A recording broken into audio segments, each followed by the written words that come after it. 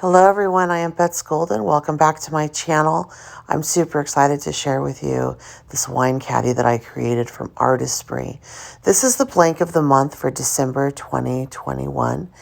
And I have to tell you, I'm super glad that this type of project you don't have to use directly on the substrate because I would have ruined 3 of them. It took me 3 times just to come up with this particular design and do it in a way that I liked. So I had 3 pieces of paper that I tossed and I literally was just out my time. This is a really beautiful stamp by Art by Marlene. And I'll have the link where you can find Artesprix as well as her stuff down below. They're 2 separate shop links. And this is a really nice deep etched rubber stamp that has just beautiful capabilities. I am using Artesprix sublimation ink to do this project because since I want to transfer it to a substrate that is not paper, and I want it to retain its image for the life of the substrate, I am using sublimation. So basically what I do is I use sublimation markers and ink all through Artesprix. They're the best. And I just design my image or whatever I want to transfer, sublimate, that's the technical word, onto a piece of regular copy paper. You could even use line paper because the only thing that transfers is the ink. So it's pretty cool. And once I get that all, done up and ready to rock and roll, the stamp's done, I just color it in and then I line up my substrate over it. And you notice that on this particular project, that center mandala is not actually centered, but that's okay because I can actually line my substrate up just fine over it, which you'll see me do.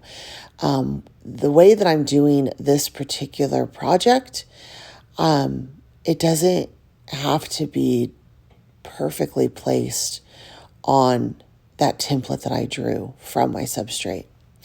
I like to stamp things off of my page or of my substrate. I think it's just pleasing to the eye. And so that gives me a little bit of wiggle room.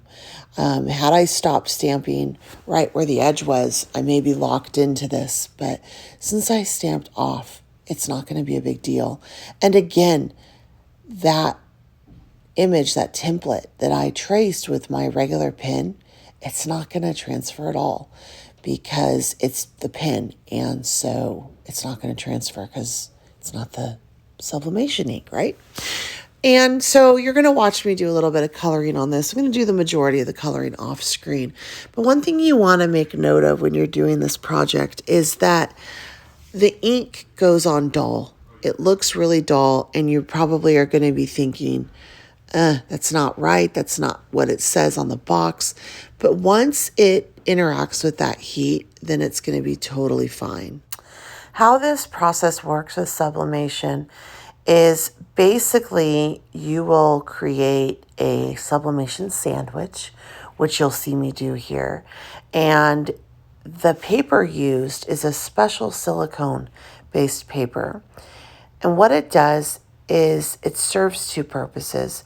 First of all, it protects your iron or your heat press and whatever you're pressing it on, an ironing board or the bottom of your heat press, from transferring ink, which can transfer on to your clothes. And if your clothes have any kind of polyester in them, that can be a problem because it will sublimate to that. In order to sublimate, you have to have a polyester blend or coating of 50% or better. I like to use 100% polyester just because it gives a nice crisp image. When you get to the 50%, it gives more of a vintage rustic type look. So for me, I just like it to be super crisp and bright. So I like to use my substrates that are at least a 80%, actually closer to 100. And Artesprix always has the substrates that are high polyester blend. So anyway, what you do is you use heat-safe tape, and this just allows all the stickies and ookies that usually go with using tape to, with heat to not happen. It comes off beautifully. And then you're going to put it into sublimation paper, which is basically 2 sheets of silicone paper. And that not only protects the surfaces, like I told you, but it also traps that sublimation ink. Because what happens is this ink turns into a gas. And so it traps it and it forces it to go into your substrate. And that's what allows the longevity to happen. So it literally becomes one with your substrate. I like to think of it as dyeing, not just adding a layer of paint. It's actually dyeing your substrate, so to speak. So you know how when you go through and you like tie-dyed something, it's kind of like the same thing. It won't wash out. It won't smudge. It lasts the lifetime of the substrate. So this is going to last the lifetime of that caddy. So what I do is I just place, here I'm making my sublimation sandwich, and I put it under the heat press for 90 seconds at 400 degrees. And if you have an iron, you're going to want to do it at the highest setting, 3 minutes at a time, pressing, not ironing. And then look at that. It comes right off, and it's so gorgeous.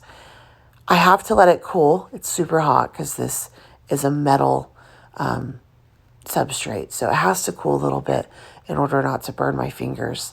But look how lovely that is. So anyway, if you enjoyed this video, please give it a thumbs up. If you want to see more fun videos like this on how to do paper crafting or pull paper crafting into other areas like sublimation, make sure you subscribe to my channel. I hope you enjoyed this video. Make sure you check out my description box down below. I am going to try to flip this over one more time and give you a nice show there. Until next time, I am Beth Golden. Happy crafting.